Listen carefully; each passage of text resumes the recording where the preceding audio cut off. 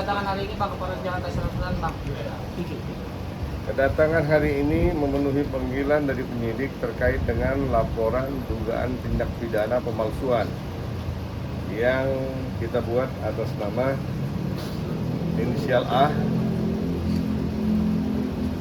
korban pelapor Mbak Emilia, diduga dipalsukan alamatnya untuk membuat atau mengajukan proses perceraian.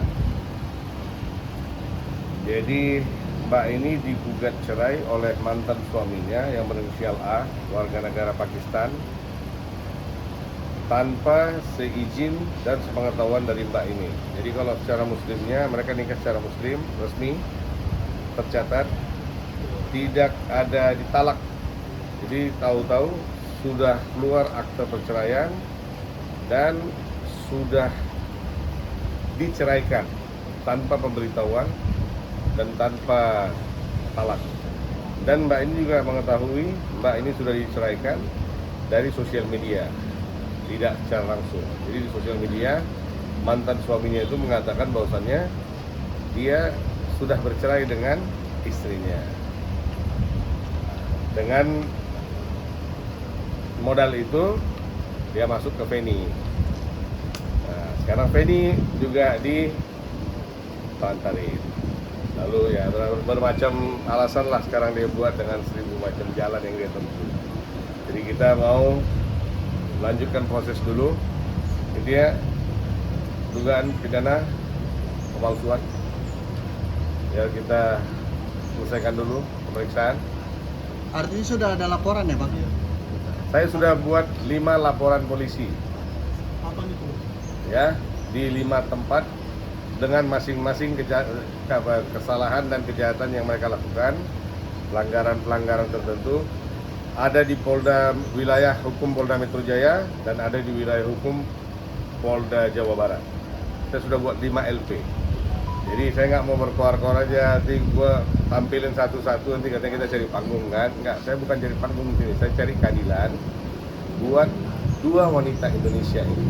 Jadi saya buat mereka ini bukan untuk menjadi apa dibilang bansos ya, istilahnya ya. Enggak, saya nggak ngejar duit di sini. Yang saya kejar keadilan. Mereka berdua ini adalah cerminan di mana wanita Indonesia tidak boleh dimainkan oleh lelaki asing dengan nama pernikahan siri. Bayangin Mbak Emilia yang udah menikah resmi aja masih bisa diginiin.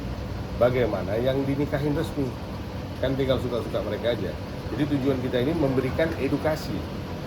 Mumpung negara kita ini populasinya lebih banyak wanita dan banyak laki-laki asing yang ya tidak berbobot lah yang datang ke Indonesia ini, modal dia survive, modal dia bertahan hidup itu adalah mengumbar cinta. Ya, dia tahu mungkin wanita Indonesia kalau dilembutin akan lebih mudah untuk didapatin. Jadi mereka kasih kelembutan-kelembutan yang palsu untuk memperoleh keinginan mereka. Ya, setelah dapat, selagi masih mereka bisa bertahan, mereka bertahan. Tiba nanti ada tenggekan yang lebih bagus, mereka lompat.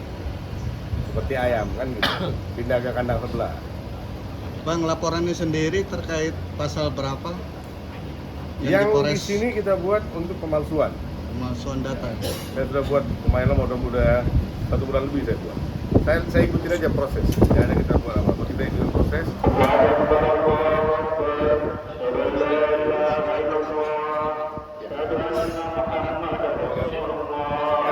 Ini sama-sama korban ya, sama-sama korban dari 1 orang.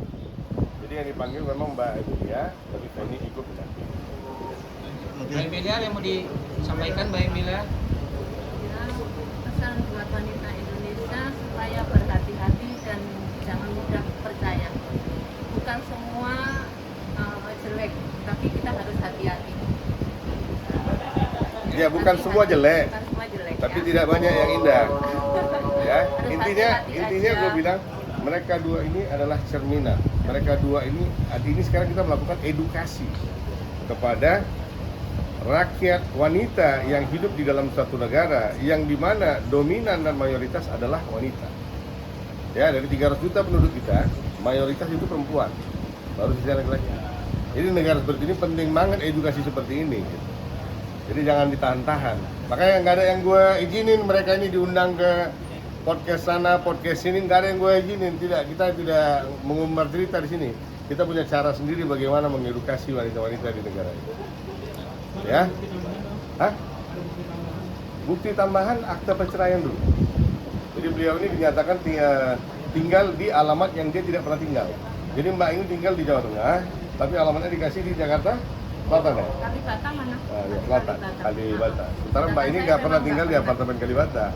Tapi pada saat dia mau somasi Mbak ini, dia tahu alamat rumah Mbak ini yang di Jawa Tengah sana. Ya? Oke, Bang. Itu dulu ya. Masuk aja dulu. Ntar nanti kita jelasin lagi. Terima kasih.